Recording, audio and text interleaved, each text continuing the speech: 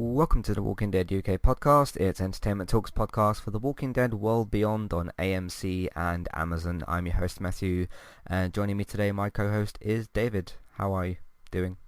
I'm very well, thanks. Good. This is for season 1, episode 3, The Tiger and the Lamb. What do you think of this episode? Bit slow, to be honest. I found this a little bit hard going in places. I think there were some interesting bits in it. I felt that they were dragging it out quite a lot. I mean, essentially the main plot of the entire thing was them escaping from the tire fire area, and they managed to pretty much drag that out across the entire episode. I kind of would have liked to have seen a little bit more from the bit at the end, which I thought was far more interesting. The when we went back and finally saw Elizabeth again, and what happened with the CRM. And I would have liked to have seen them bouncing back a little bit more to maybe what's going on there, sort of intermingled with the fire stuff. But yeah, so I mean, I was okay with the stuff that they actually showed, but I did feel like it was dragging a little bit. Okay. I really like this episode a lot. Oh, good. Yeah, I'm just really enjoying this show so far, and we've got a question later in regards to when I've been saying in the past that I'm looking for more zombie content, and just a question of the fact that we've now got two running at the same time with this and Fear the Walking Dead, which I just love having more zombie stuff. I don't need 5 or 6 zombie shows in a week, but 2 is a pretty good amount, I think. Yeah, I'm really starting to like these characters. I'm really liking the way that they're handling the flashbacks, which is you sort of pick one character each week that you're focusing on, because it was Hope or Iris, I think, in the first episode, or it was pretty much the thing that fell from the sky, or whatever they called it, the incident was the one from the first episode. Then we had the Felix one last week with his dad and the whole homophobic stuff and kicking him out, and this week we got the violent past of Silas and everything. So I'm liking the way that they're doing that, and each character instead of having like a bottle episode every week, you've sort of got the main episode is with these 4, well I guess 6 now with Felix and Huck. You've sort of got the main 6 that you're focusing on, and then you pick one each week to do just this little bits and pieces here and there with flashbacks, and sort of get every week you get a different character that gets backstory. I really like the way that they're balancing that. I do agree that I think this is the slowest episode probably of the show so far. I know we've only had 3 of them, but I do agree it's probably the slowest. Do you think that's possibly a result that they're trying to, not completely in real time, but they're trying to do things too much in real time, and they're not maybe skipping enough time? Possibly? Possibly, yes. Do you know what I mean? I mean, now the whole group is together. I will be interested to see how that dynamic works and whether that speeds things up at all. I do agree that I like how they're handling the flashbacks. I think that is good. Although the Silas one this week did slightly frustrate me, because you don't get to find out. You get some of the sort of background of clearly there's some sort of violent incident in its past, but beyond that you don't get any kind of larger reveal of that. With the Iris one, you got to find out the sort of what exactly happened, and I can't remember whether they showed that in the first or second episode, but fairly quickly you got to see what actually happened with the mother. We actually saw that, whereas there's no real resolution to the Silas thing, other than clearly he was in a very bad place and didn't trust people, and now he does by the end of this episode, and he realizes he's got friends. I mean, that's the sort of moral of this, but it doesn't sort of I felt like it needed a kind of bigger reveal to it. So it's not the format that bothers me so much in terms of them jumping backwards and forwards with that. It was the actual where the story went with his flashback. So I do find that him an interesting character, but it's just I wanted a bit more resolution to that this episode. Yeah. No, I get your kind of issues with that, and I kind of agree in a way. It's not something that particularly bothered me per se, but I do sort of agree with and understand what you're going with. There's two particular reasons I'm enjoying this show at the moment, and they're sort of connected together. First of all, I've been saying for probably a couple of seasons on the main show about I'd like to see more of a focus on young characters. We do still have 3 older characters. You've got Elizabeth, you've got Huck, and Felix. But yeah, I think we could argue that it's kind of still focused on the main 4 young characters, and the other 3 are kind of a little bit more of a supportive role. So I've wanted to see that for a few years as well. And the other reason I'm really enjoying it, which is connected to that, is I think that specifically just gives it a bit of a fresh take, a bit of a sort of fresh feel, as opposed to, sure, I still really love the main show, and we've been following the same characters, or for the most part the same characters, for 10 seasons, but this just gives a bit of a sort of freshness to it. And that's something that I know that we've said the 3 shows are quite different in their own ways. Fear the Walking Dead isn't doing the same things that this show is doing. So all 3 of them have still got their own kind of qualities and different things. Because obviously with the main show, it's personally for me, it's seeing how they adapt from the comic books, and then the Fear the Walking Dead is seeing how they kind of tell somewhat the same story but with no comic book attachment. And then you've got this other show which is almost entirely different and has a different purpose entirely, because it's 2 seasons focused on young characters. And it seems, as at the moment, it's about this one goal with, this CRM group kind of in the background a bit more. I was kind of wondering as we were going through this episode, because we didn't see Elizabeth last week at all, and we only see her at the end of this week. I'm just wondering, the sort of next steps for that character, or maybe we'll switch and have an episode of her next week or something, because there's clearly quite a lot going on there, and there's a lot of mysterious things, and I've got some questions about the scene once we actually get to it as well. But no, I'm just really enjoying this sort of fresh take on the world of The Walking Dead, and it's kind of given me what I want, which is not entirely it's not like, I mean, the 100's still got older characters, hasn't it? But when they go to the ground in the first season, it's mainly focused on all the young characters that go back to Earth. But this has still got older characters mixed in, and you've still got kind of the mentor roles in a way, because you've still got Huck and Felix that are the slightly older ones that are trying to give the advice here and there, but it's not focused on them. And I just think that's quite interesting. So no, I agree. I'm glad that they've now got 3 shows that are very, very different. I mean, Fear dug itself out of a hole in the sort of 4th season, because I mean, as it's said on the Geek Town podcast a couple of weeks ago, there's a rare occasion where with Fear the show dramatically improves when you kill half the main cast. So with that, I like where they went with that, because it completely changed its focus in season 4, and whereas it was sort of a subpar version of the main show at one point, it's now something very, very different, and I think does a much better job. You've got this, which is very much a YA series, and I'm fine with having that, and it is interesting focusing on this sort of younger group of characters, and you've got this, it introduces more things into the wider world, so I'm okay with that. I don't have a problem with the actual show itself. I just, in terms of what the subject matter is, I think it's an interesting enough idea. I would like it to be a little bit quicker. Yeah. As I said, I think they're trying too hard to actually not skip time, and they sort of need to do that a little bit, maybe. So yeah, but I think that's pretty much everything for the pre-talk. Let's take a quick break. We'll go into some housekeeping, and then we'll get into the episode. Stick around. We'll see you in a minute.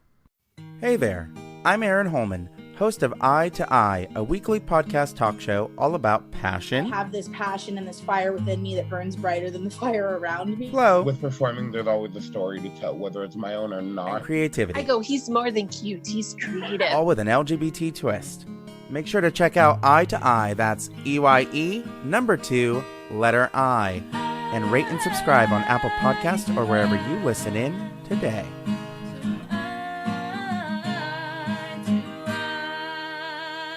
I'm Christy. And I'm Jackie. And we are Killer Fun. We explore the intersection of crime and entertainment every other week. For as long as people have been communicating, they have been talking about who did what to whom, and is that socially acceptable? Because the boundaries of society, crime, and entertainment have always gone hand in hand. The more salacious, or weird, the better. From books and movies to television shows and games, we look at how life and art imitate and inform one another. And we can't get together and not laugh. So let's face it, there's going to be laughing. Killer Fun is available anywhere you listen to podcasts, so join us. If you'd like to get started with a domain name and a website today, just click on the link in the show notes and that will take you over to Koalu to get started. They also have a live support chat system that you can use, which is in the bottom right hand corner. So get started with a new website and domain name today with Koalu. Hey everybody, if you would like to get the ad-free versions of all of our podcasts and support Entertainment Talk along the way, all you need to do is head over to patreon.com/entertainment talk. Sign up either as a creator or as a Patreon, there's no difference there. That's just the option for either becoming a creator now or just staying as a patron for the moment. And then all you need to do is support us at the $1 level tier. That will get you access to all of the ad-free podcasts that we've done in the past and get you access to all the ad-free podcasts in that month as well. So it's a great way to support us on Entertainment Talk and to get rid of the ads and get your ad-free podcasts. You can also become a patron at the $3 level tier. That gets you access to ad-free podcasts and allows you to redeem a review of a TV show or a film of entirely your choice. That's one per month for either a TV show or a film review, which is at the $3 level tier. As always, thank you very much for listening. Back to the show. Alrighty, recently on Entertainment Talk, the Breaking Bad season finale podcast is now out and available to be listened to either on entertainmenttalk.org or on podcast platforms, the Becoming Heisenberg podcast. You can search for that on podcast platforms as well. Season 1 episode 7. I don't know if it's definite if we will do the feedback podcast next week or if we'll leave it maybe the week after, or there's no like particular rush for it, but we'll do it soon at some point, and you'll know when the podcast gets released because we'll obviously record it and release it. But be getting some feedback about the 7 episodes. You've still got a chance to do that, so you can send in your emails as well. Matthew@entertainmenttalk.org, Twitter eTalkUK. There's a contact page and information in your show notes, so you've still got time to get your feedback in for the Breaking Bad season 1 feedback podcast. But season 1 episode 7, the finale podcast for season 1, is available to be listened to. Gaming talk yesterday. The PS5 UI was revealed this week as well, so we talked about that. That's basically the PlayStation 5's menus and some of the new features, some of which they didn't quite want to show us. They're sort of keeping coy about certain things, which is strange because the console's coming out in less than a month, but they showed what they showed us, and me and Robert talked about all of that, the features and some different things that are involved in that. There's 3 games that have recently gone gold: Godfall, Assassin's Creed Valhalla, and Spider-Man Miles Morales. If you're not familiar with that term, that basically means that the development on those 3 games, which are all coming out around about the same time, they're all pretty much next-gen launch games. That means the development on those games have finished and they will be launching on those particular dates. I think Godfall and Spider-Man Miles Morales are PlayStation 5 launch titles. Of course, Assassin's Creed is also available on Xbox One, so you can check those out as well. I did give not my review, but my sort of final impressions of Crash Bandicoot 4 because I've now finished it. So if you want to listen to all that, you can do that as well. Manchester United travelled to Paris last night. Travelled there a couple of days before that. And we beat Paris Saint-Germain 2-1 away from home. The guys worked really well, played really, really well.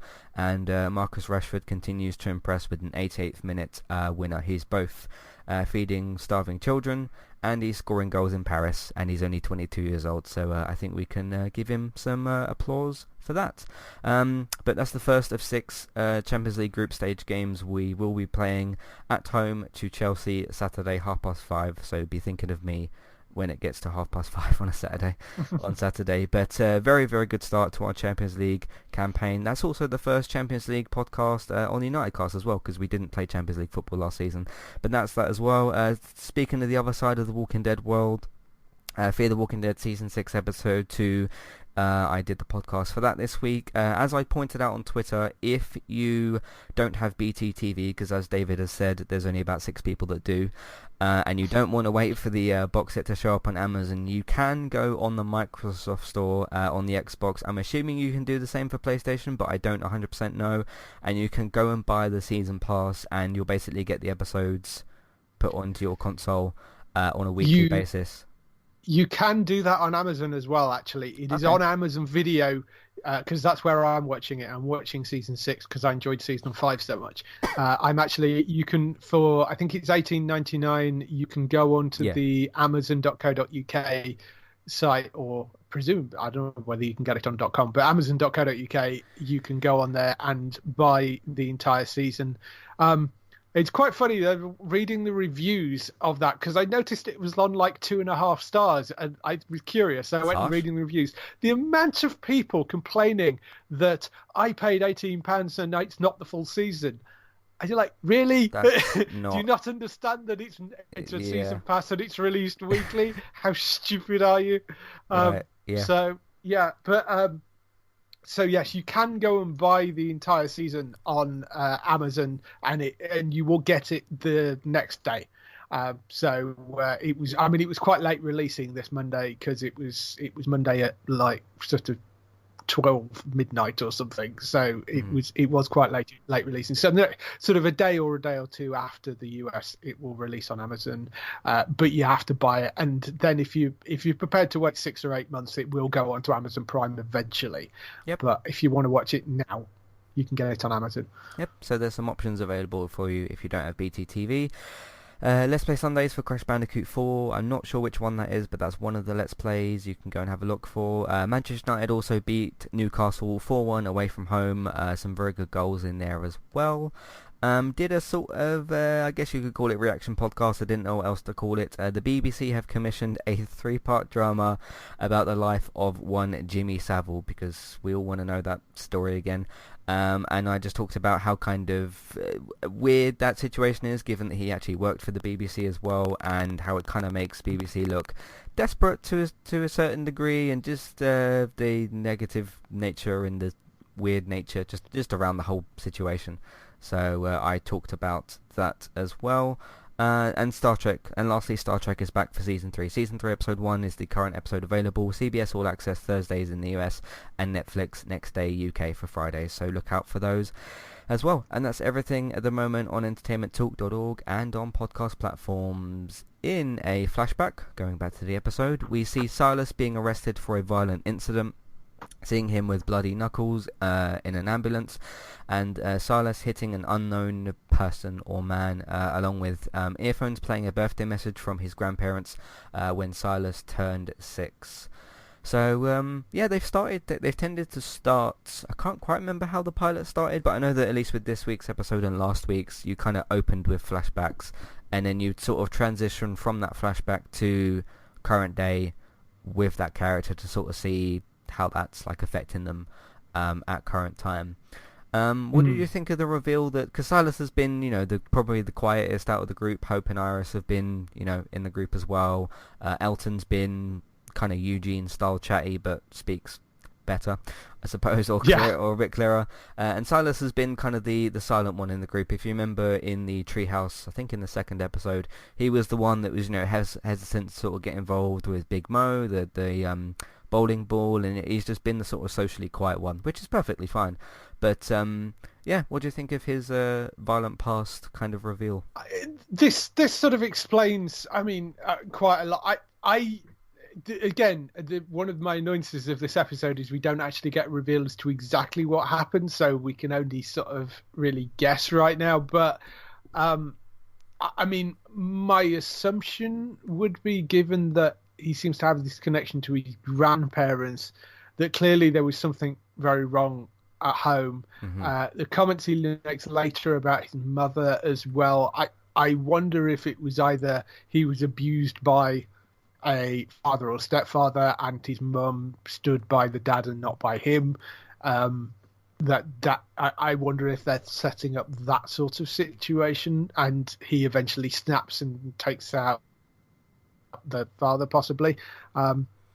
So I don't know exactly where they're going with this, but it would seem that there was probably some abuse of some sort involved there, I would think. And that will sort of explain more about his character and the fact that, he's had some form of major trauma go on in his life, and that is why he's very quiet and very withdrawn.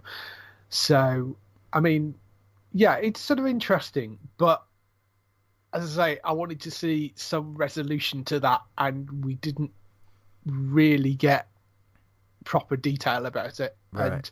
And I whilst I'm okay with them going through and mixing the flashbacks in with this, I sort of want each flashback resolved within that episode and not sort of dragged out until later on. Yeah, because they basically they resolved Felix's last week because you knew pretty much what happened to his parents and everything. So yeah, it's a curious choice as to not fully reveal like everything that happened. Maybe they'll do it in the next episode or next couple of episodes. Again, I think it's good, interesting kind of backstory and interesting kind of character development, and it feeds specifically into some of his actions in this episode as well, like when he's slamming on the table, or when that walker that he pushes over, or empty, that he pushes over, and he's sort of very hesitant to hit it because that just triggers some stuff for him. So yeah, it's I just think that's it. I mean, it's not a particularly nice backstory. Obviously, there's probably some bad reasons as to why that happened, and maybe he's got a violent sort of family history and that sort of thing, like you just sort of explained. But it's quite interesting for his character, and it does explain quite well that why he's kind of reserved and a bit more quiet and doesn't really he sort of wants to try and keep to himself and try to keep those violent tendencies out of the way, which is quite interesting. So yeah. In the present, Hope wakes up the group by radioing them over the walkie-talkie, telling them she's acting as bait because if you remember the end of last week's episode, she walked into the smoke. Acting as bait in Elton's plan to sound the siren so they can get through the BOG, Blaze of Glory it was called, wasn't it? She is currently hiding out in an office, which we see a bit later. Iris begs her to come back, but Hope refuses, saying it has to be her because she wants to be kind of the brave one for the group. They've also got this thing in the episode where one of them flips the other one off on the radio, and they can kind of tell. I think they did some very good work, just kind of character development wise, with them sort of bonding as sisters, and you can kind of really see that sisterly sort of sibling relationship. Because I'm sure, as some people are aware, some sibling relationships aren't quite so easy to get along with. One of you comes first, and then one of you comes second, and there's jealousy over that, etc., etc. I know I've got an older sister, so I know what some of that stuff can be like. But my sister's great and everything. But I think they did some very good work with the sisterly sort of bond in this episode. What did you think of their interactions? Overall, I thought there's a scene a bit later on where they're chatting about the Iris's flashback, which I thought was quite nice as well. About the night of their mother was killed, and I thought that was interesting. And we are still kind of finding this dynamic between this group of what is Hope's character like, what is Iris's character like, and Elton and Silas. So we are still finding our feet a bit with these characters. I think this helps sort of set that up a little bit. And in Hope's case, she is sort of still feeling a bit responsible for the Bee Walker thing, and the fact that she didn't kill the Walker previously, and all that sort of stuff. So it's interesting that she's going out and trying to be the hero that at this point. Mm-hmm. Whose flashback do you think we could see next week? Do you think it's Elton's turn, maybe? Possibly, yeah. I mean, I don't know how much. I mean, yeah, we've got probably Elton and Iris, Iris. No, Hope. Yeah, Iris. I can never remember which sister's which. I do get Hope's them a bit the mixed up younger as well, sister. yeah. isn't she? Yeah. Yeah. So we've got Iris and we've got Elton to do out of the main group. Plus we've got Huck potentially to do. Who we and probably know the but- least about at the moment. Yeah. So Because at least I know we haven't don't seen know, an Elton I mean- flashback, but we've seen his interests and like the science stuff and that sort of thing. Is it Husk or Huck? She's really kind of been she's sort of almost been like Felix's just sidekick in a way. So Yeah. maybe they could show a bit more of her.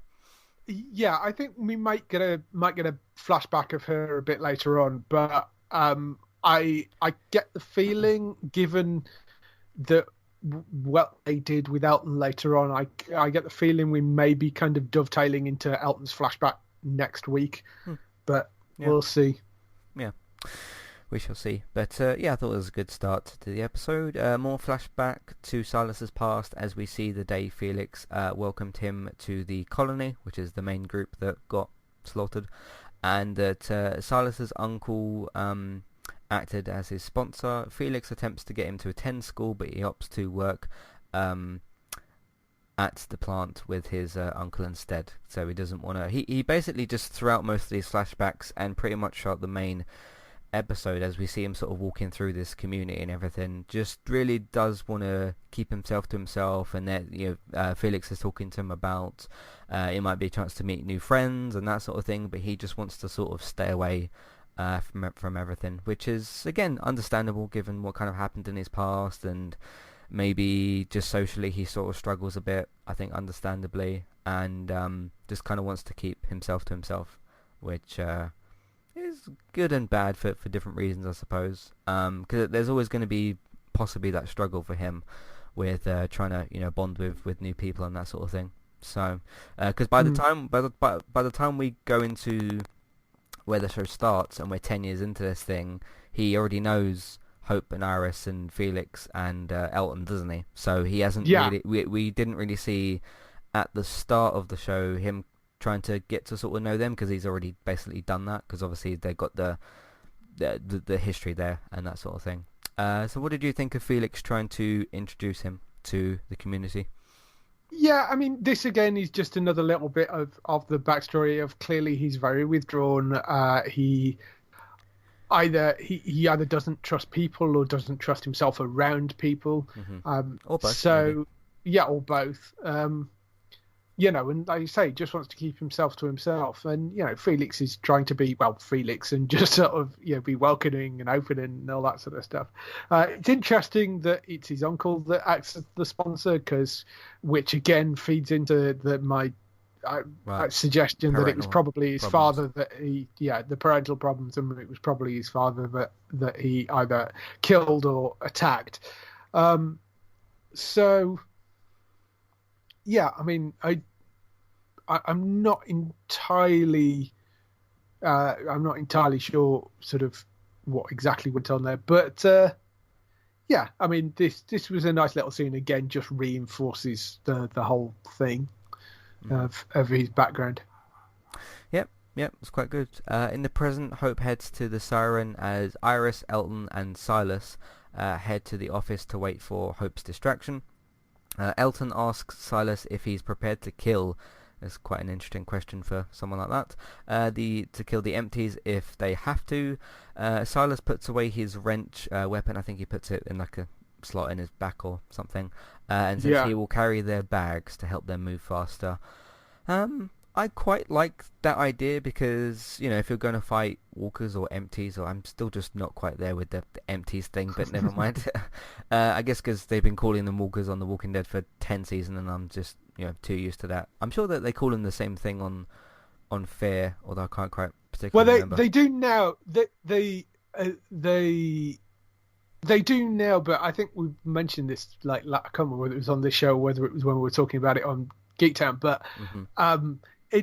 I quite like that because of the fact that they all have slightly different local colloquialisms for what they call the undead. So sometimes they're referred to as the undead. We've seen them called things like shufflers and empties and walkers and growlers, and so I quite like that because what they refer to the undead as can sometimes give you some idea of what community they belong to, you know. So I'm okay with that, and the fact that they're coming up, and it makes sense because not everybody would necessarily come up with the same idea. I mean, the only reason that we refer to them as zombies or refer to them as walkers is because of the fact that we collectively have watched either zombie movies or The Walking Dead. So, you know, there is a collective reason why we refer to them as that. Whereas if you're in a world where I'm guessing zombie movies don't exist, and certainly The Walking Dead doesn't exist as a TV show on The Walking Dead, obviously. So they are all going to come up with different words for what these reanimated corpses are called.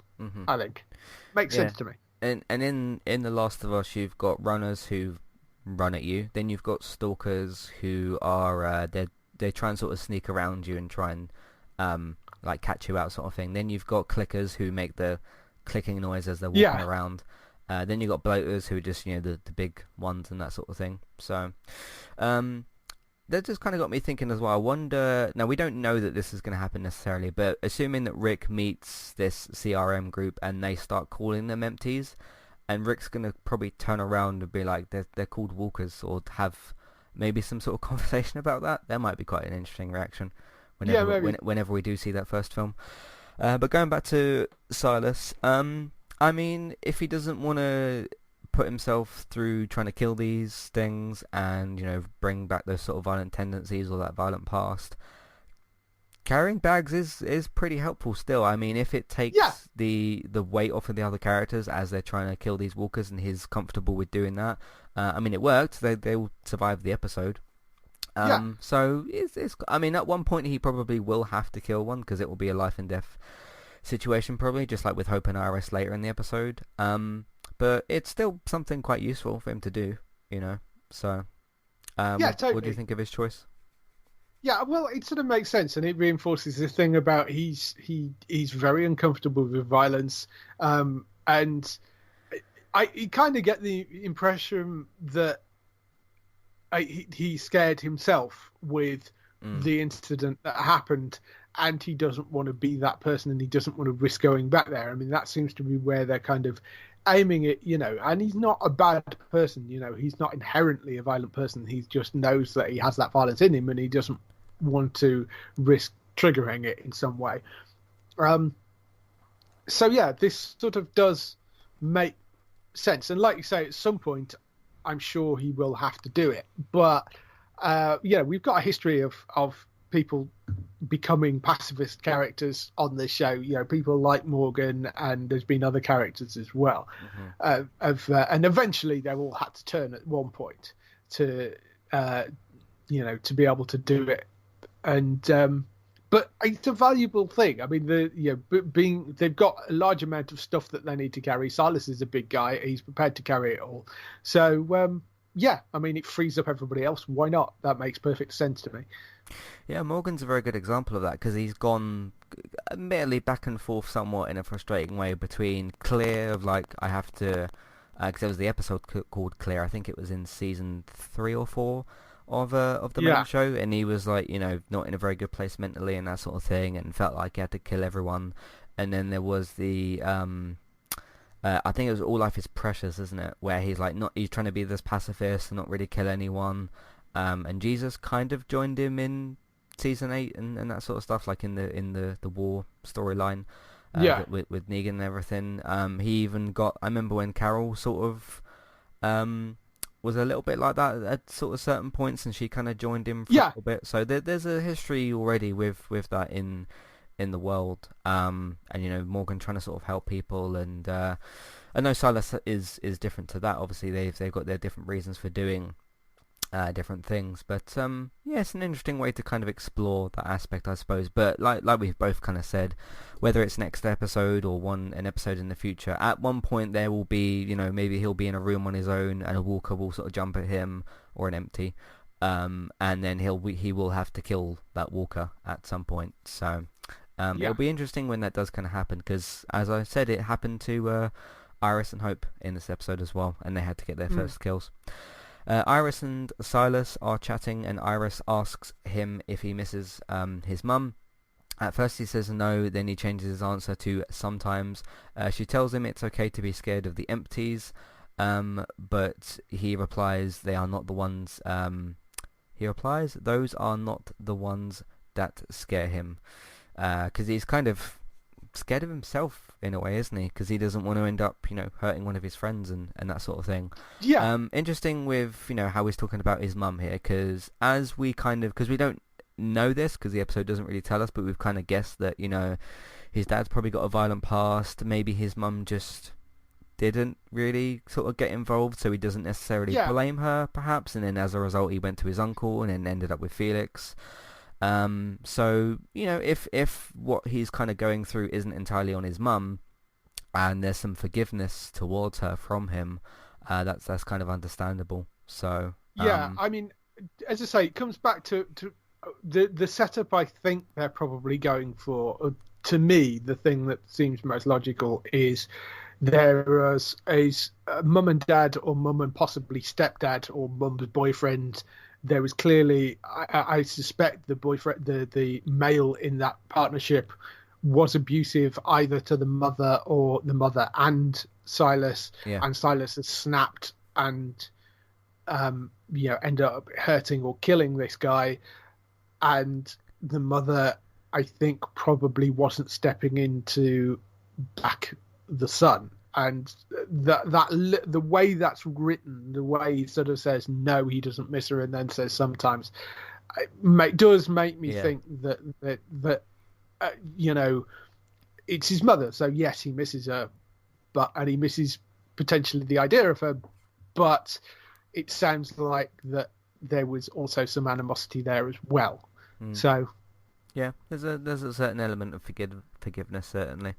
It's interesting how one little line can give you quite a lot, actually. Yeah, yeah. It's pretty good writing. So, Elton asks Silas. Everyone wants something from Silas in this episode to help with a blocked door. I mean, the episode is focused on him, so it makes sense. Elton asks Silas to help with a blocked door.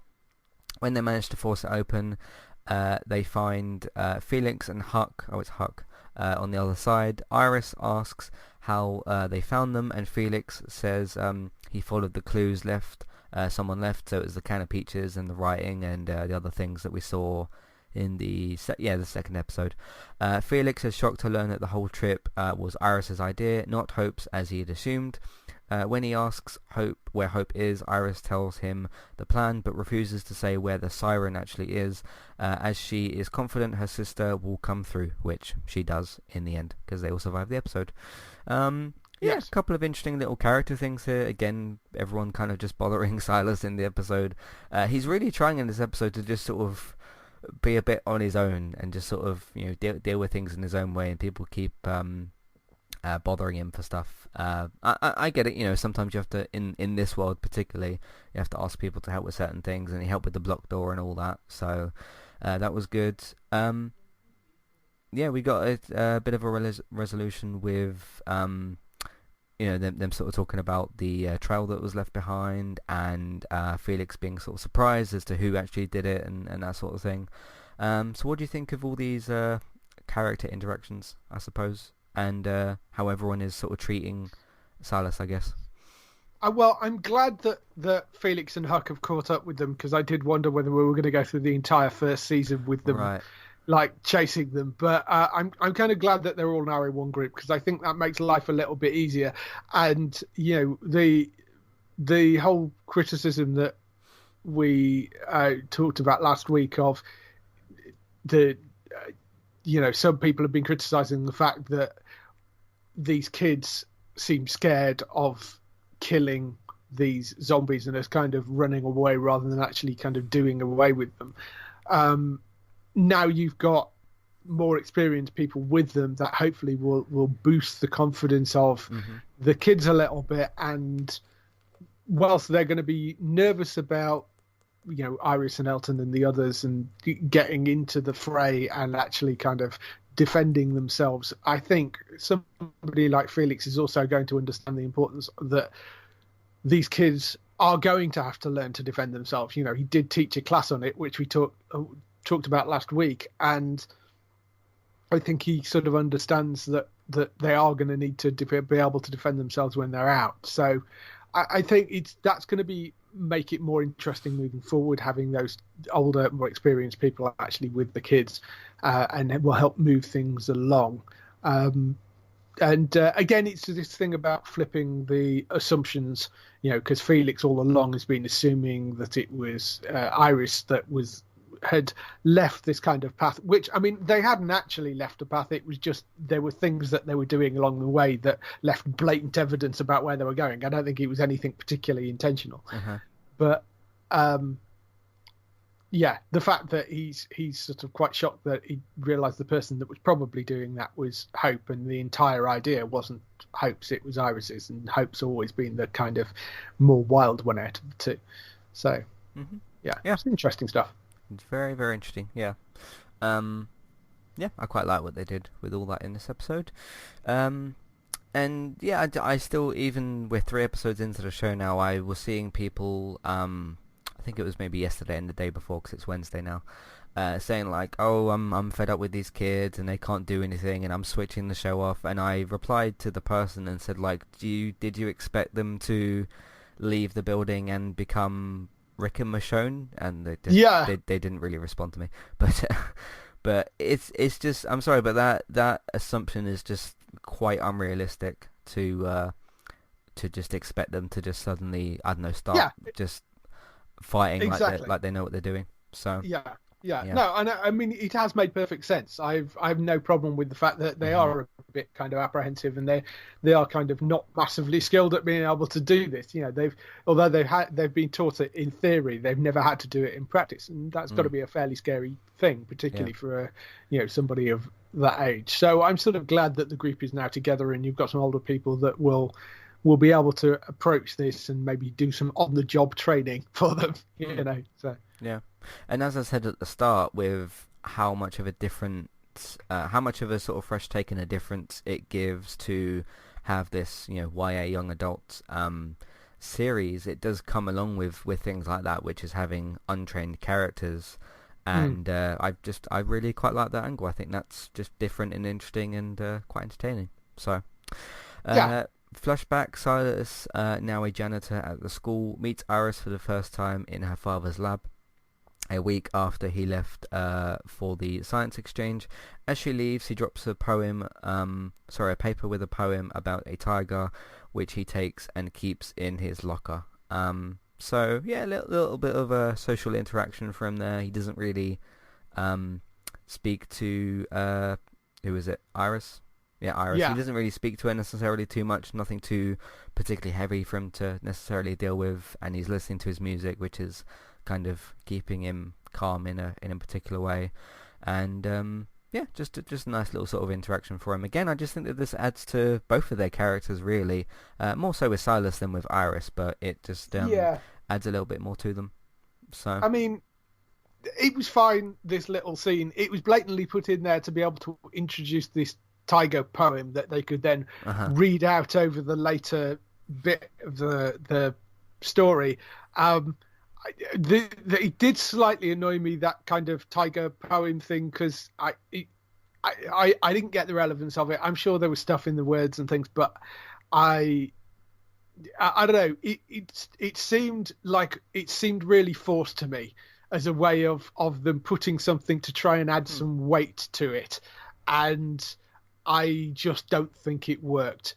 That was the way I just looked at it, and I was like, yeah, it just feels a bit like heavy-handed and forced, and that was the sole purpose of this scene, was to add that bit of poetry in. And I could have done without that and without them reading the poem over the end, but I mean, it's not the actual poem itself that interests me, it's the character interaction here, which I think is the more important part. But I get what you're saying. I just sort of looked at the scene differently, I suppose, which is perfectly fine. And again, I just saw people online just like, oh, what are you doing putting poems in The Walking Dead? It's like, just calm down. Just Yeah, try and I've no calm down a problem bit. with. I've no problem with them necessarily putting Poems as a thing in The Walking Dead. I just felt in this particular instance Yeah. that felt a bit forced Mm-hmm. and unnecessary. And I don't think particularly added anything other than me kind of going, why are they doing this? But, there you go. Fair enough. Hope makes it to the siren on the roof, but finds the handler's broken, because of course it is. It comes off like straight away. So works on fixing it. She radios Iris to update her, and Felix demands he let them help, but she refuses and tells them to be ready to haul ass, which means, run or get away from the area when the siren starts going off, because you don't want to be sticking around when that's sort of happening, because it'll be attracting the empties or the walkers. There's not too much here necessarily. It builds into obviously the scenes a bit later on, but it's just a quick sort of interaction. Did you expect it to be broken, I guess, and that would be Well, yes, of course. kind of go back to Felix? Either that or it would start off working and then break it at a really important point. Right. So yeah. That's pretty much that. Hope gets the siren working, drawing the walkers away as the others make a run for it. Climbing down the roof, Hope twists her ankle but manages to keep moving. So kind of impeding, is that the right word I'm looking for? Yes. Kind of impeding the character and leading to a particular later scene. As a further distraction, Hope lights another fire but is attacked by two empties. Iris steps in and takes one out in their first kill, but the other falls on top of her. Iris steps in and makes her first kill, saving her sister. So they both finally make their first kills. And as I said earlier in the episode, I was talking about Silas, but at some point these kids will have to make their first kills because of life or death situations, which was this particular situation. I thought it was quite a good bit of development for them both. They're still really nervous about doing it. Obviously, it's their first kill. It's not going to be easy no matter what. One of them struggling to deal with the walkers. The other one steps in, and then they work together, I guess, as sisters as well, which I thought was quite good. So admittedly a smaller zombie set piece, but still one that interested me as far as my. Yeah, you see, I mean, yeah. I liked. I particularly like Hope lighting the fire because they were getting kind of stuck in this sort of tar stuff. Mm-hmm. Although I did take a look at it and was like, she's going to throw that Zippo lighter actually into the. Yes, she has. She's thrown the rather than kind of lighting something and throwing that down. She actually threw the whole lighter into the thing, and you're like, that's a waste of a perfectly good lighter. You're out in the middle of the wilderness. Why are you throwing a lighter away?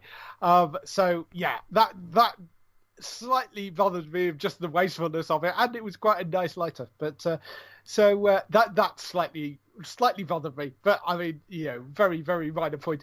But yeah, the set piece itself I thought made sense. It's the two sisters, each of them get in trouble at different points. One saves the other, and they make their first kills because they have to, and we kind of knew that was going to come, with Iris saving Hope and then Hope saving Iris. I think that worked perfectly well, and that makes perfect sense.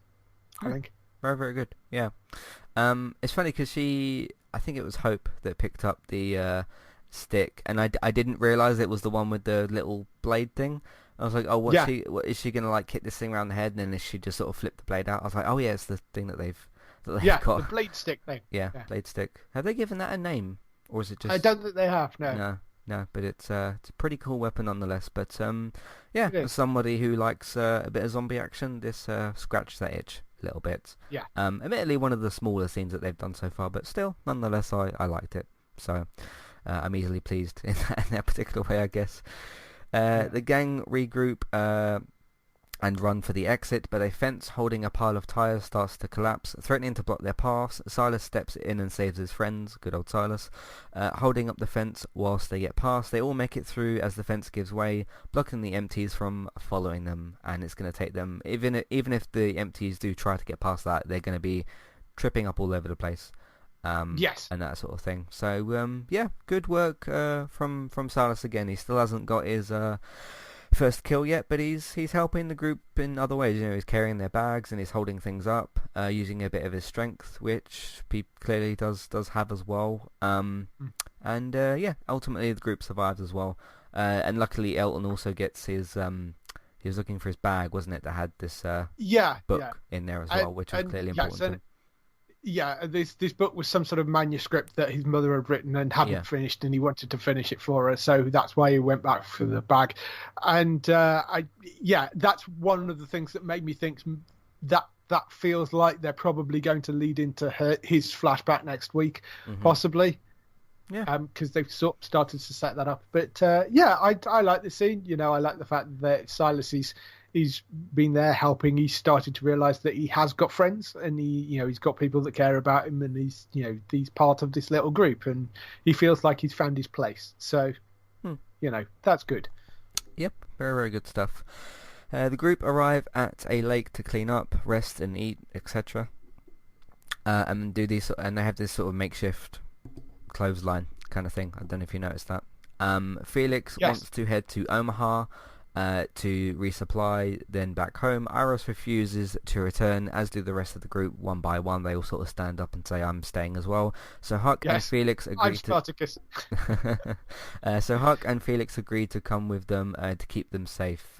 Felix not entirely happy about that, and does say to basically doesn't have a choice. Does say to Hope and Iris, like, "Don't think this is a good idea, but I've kind of got to keep an eye on you," because he thinks that they're going to get themselves killed, which one of them might, it might happen to one of them.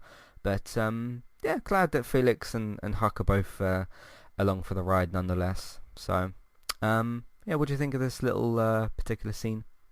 Yeah, I mean, this was sort of inevitable conclusion that they were going to end up carrying on going, because they weren't going to go back. I mean, although if they did go back, they've equally got problems doing that, because there isn't a home to go back to. Not that they know that at this point, but I mean, it was always going to go this way. Felix and Huck were always going to end up having to go with them. It was always going to be this group moving forward together. So we kind of knew where this was going. But a good little scene that kind of lays that out. Yeah, because I think you'd have potentially a bit of a structure issue if you then have one part with Elizabeth, one part with Felix and Huck, and then another part with the 4 kids as well, and then what would Huck and Felix even then sort of do? What would what would you really even do with those characters, I guess? But if that was going to be the situation, I assume that the writers would maybe just come up with something. Maybe they'd go back to Elizabeth, or I don't really know. But even if they went back, they'd find that the colony was burnt to the ground. So didn't have too much choice, which is good. Later, Hope and Iris are chatting, and Hope reveals their mum wasn't killed by empties, but that she scared a pregnant lady who shot their mum, and in turn she shot the same lady. This woman's supposed to be Elton's mum, isn't it? Is it? I think he said. I think it was him that said in either the first or the second episode about something about his mum being pregnant or something on the night of the event. I might have that possibly wrong, but maybe I don't know. I missed that detail if that was the case. But okay, I'll look that up again after the episode. I'm sure he said something about like my mum was pregnant on that night or something like that. But again, a good little sister sort of bond scene between Hope and Iris. Not necessarily for good reasons, but they sort of accept what's happened and sort of move on from it. And so it's a good little scene between the two of them. What did you make of that? Yeah, I mean, Hope feeling that she can trust Iris with this, and kind of not really understanding why she didn't tell her earlier. And it's a bonding moment, and all good. They now both know the story. I mean, it would be if you are right, and it turns out that was Elton's mum. I mean, that makes it interesting. Sort of conflict to come up a bit later on if Elton figures that out. But I mean, we'll have to wait and see. But at least they all know where they are now. They least the sisters are on the same page. So. Yeah, it's good. And that's the last of we see of the main group for the episode, because elsewhere, CRM Lieutenant Elizabeth is talking with her Sergeant Major Barker, or Barsa, who was at the colony massacre. Barsa voices his concern about what they did, as the group didn't seem like a threat. Elizabeth responds that they were going to be, but Barsa says he's not sure he believes that. After they eat, 2 fully armed soldiers come and take Barsa away to the CRM Health and Welfare Complex, where Elizabeth says he will stay until he's ready to serve again. Barsa says he'll never be ready, so kind of wants to refuse this whole situation, to which Elizabeth replies, then you'll never leave, so sort of trying to threaten each other, I guess. Once he has been dragged away, Elizabeth, now alone, kind of breaks down at the end of the episode. Why did she load a gun and not use it? Just as a threat? Because I thought, she's just gonna. Because I kind of thought, she's refusing to like comply with her, and she's just gonna shoot him. I did wonder that, although it was sort of in the middle of her, because she goes around the apartment and like turns all the lights and the gas and everything on. And I did wonder if she'd done that as a way of disguising what they were talking about, but I think actually it was more to do with she was showing off in that, saying, look, we have power, we have gas, we have electric, we have all this stuff, this is what's important. And she's basically saying, we have 200,000 souls to protect. This is what's important. This is how we do it. And this is a storyline which they've slightly been mirroring on Fear as well, in a sort of slightly smaller way, in that you've got this mad lunatic that's controlling a group of people. Yeah. So it is something that we've seen even as far back as the Governor on the main show as well. I mean, we've seen this in different sizes, and obviously the CRM is a much bigger version of that. But it's sort of interesting just to see how they fit in, and I want to know more about this group. And she, as we see at the end, she kind of breaks down. Although she's putting up this front, she's clearly not that comfortable with what they've been doing. And we still don't know exactly why they felt. I mean, he said they were going to become a threat, but I don't see why that they thought that they were a threat. Yeah. And the whole thing that set this off of the father being very uncomfortable, sends the kids the message to say it's not safe. There is clearly something going on with this group, and there's, we don't know what their end goals are, and we don't know what their plan is, but I want to know more. I do want to know more about these people. Yeah. I thought what she was doing was like creating a bunch of noise so that when she maybe shoots him, it's quieter. But that's clearly not what she was sort of trying to do. Because in the past in TV, when a character has had like a gun without a silencer, they've used things like maybe a pillow to sort of mask the sound of the shot. But that's what originally I thought she was doing. I was like, she's loading this gun and she's making, turning on all the fan and everything else, to just sort of shoot him. But she decides that he has to go away to this other place. Nice. Yeah, I mean, for me, there's 3 bits of the story that I kind of want to see now. One is the backstory of Huck. One is the backstory of Elton, and then the other is more of what's going on here with Elizabeth. Yeah. Because as far as pretty much everything else, we've seen a good chunk of it. Like we know Felix's backstory. We know about Silas's like past and that sort of thing. Not quite exactly what happened there, but we've seen at least parts of it. So those are the 3 things I'm sort of looking forward to seeing next. Would you agree with those things? Yeah. Overall, yes. I definitely want to see more of this group. I want to see more of that. I would like to see a bit of Elizabeth's backstory, although I don't know whether we're going to get that. Yeah, but I do want to see much more of this group, and I mean, ultimately, I think that's where we'll get to by the end of the run. will. I think we'll know a lot more about this group, at least by the end of the run. because that's sort of what this show is there for. But yeah, I would like to know a little bit more as we go through the episodes as well, and see a bit more of that. They're by far the most interesting thing, because we know that group are attached to both the other shows. Mhm. So Yeah, you know, because of the helicopters and that. So yeah, because of the helicopters, and we've seen the helicopters in both shows now, in both Fear and in the main Walking Dead show. yep. And that's the end of the episode. Very interesting end to the episode. We still have some questions, but we still have episodes left to have those things answered. So, but every week we go from 18 to now 17 episodes left of the show. So yeah, still time for obviously a lot of things to happen, but we'll see how things go in the coming weeks. It's funny that this is a new show and there are less episodes left of it, and the main show that's only got one season left. But yeah, because we've got 17 of this, and then is it 30? 30 yeah, of the main show. Yeah, 6 bonus ones, and then 24 for the final season. Yeah. It just keeps on going.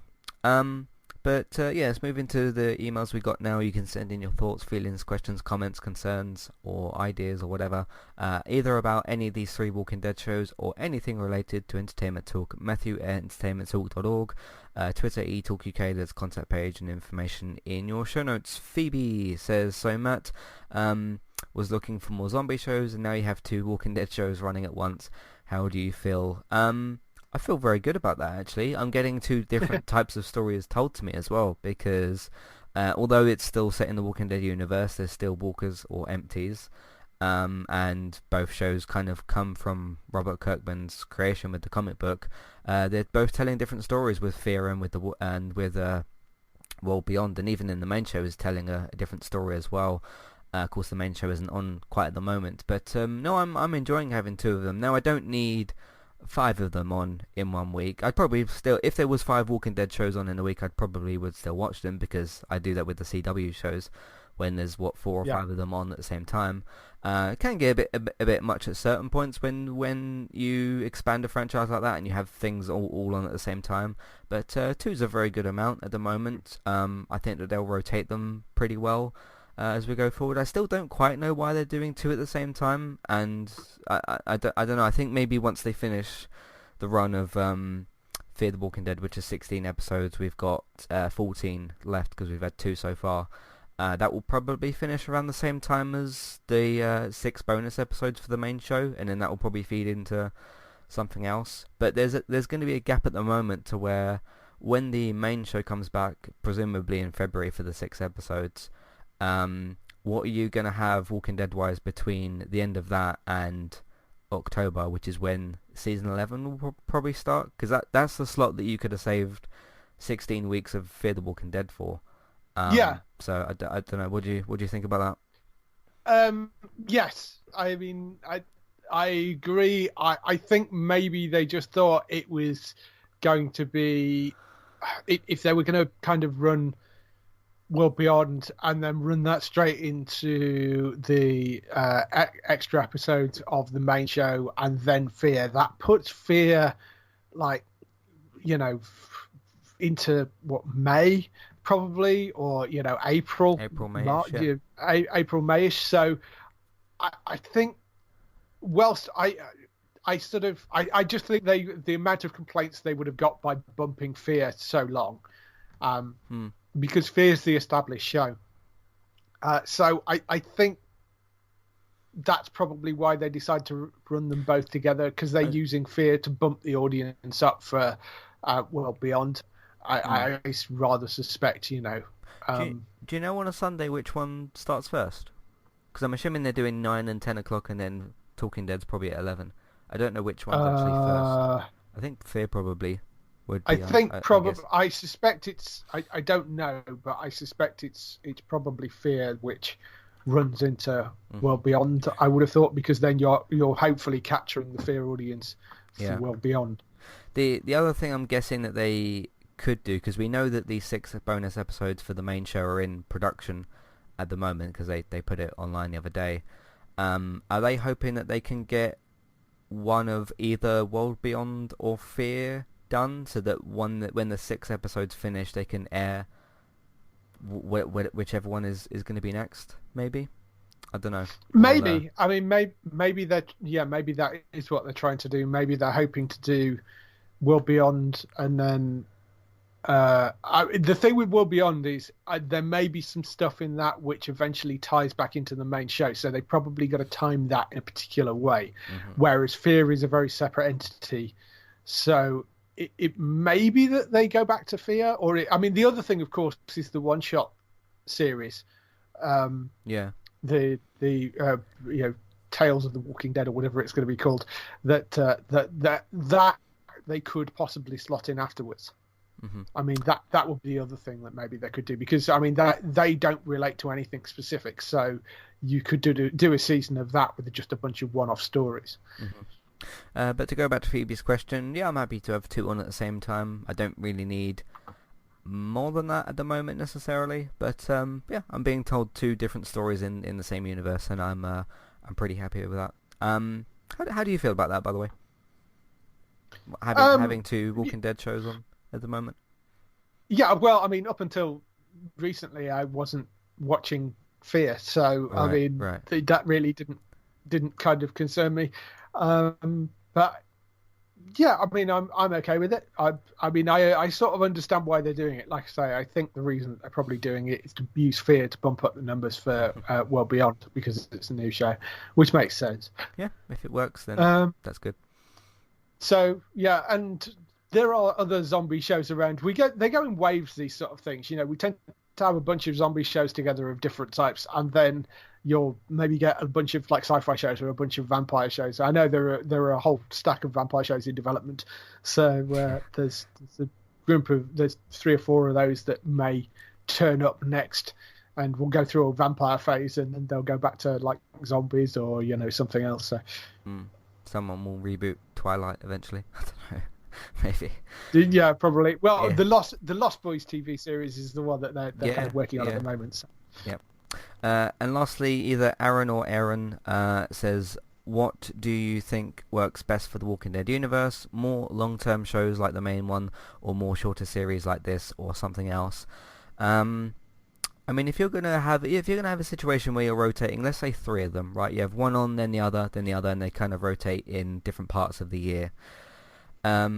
I think a mixture of all of them is a good idea. I mean, you're going to have the anthology thing, and then pretty much when the main show ends, you're going to have Fear will kind of be the main one. It depends what this Carol and Daryl spin-off actually is, because that's really all we know about it, is it will feature those 2 characters, and that's pretty much it. And I'm assuming it'll take place after the events of the main show. The main show finishes.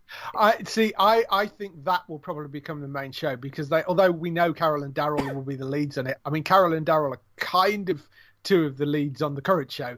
Yeah. And they have said that they expect other faces that you recognise to pop up in that series. So I rather think that is going to end up being the lead show, with Fear alongside as well. And I think you do need a show to kind of hang other things around, so I think that will probably be the Carol and Daryl show, and then the others are Fear will carry on as Fear, and I think I'm okay with them doing kind of little short runs of things, to fill in gaps in the universe. I mean, it's sort of like what Disney is doing with the Marvel series and the Star Wars series. You're using the TV shows to fill in gaps in between the movies. And filling different bits of the history. So, like, I like the idea of a one-off thing, because it allows you to tell little vignettes of parts of the history without having to commit to an entire series of it. Yeah. So I think that's a nice, useful tool. But if they've got a story arc which is handy to get them from point A to point B, when they need to connect the dots of something being connected to something else in the universe, if you've got a 1-season show that does that, make a 1-season show. I don't see,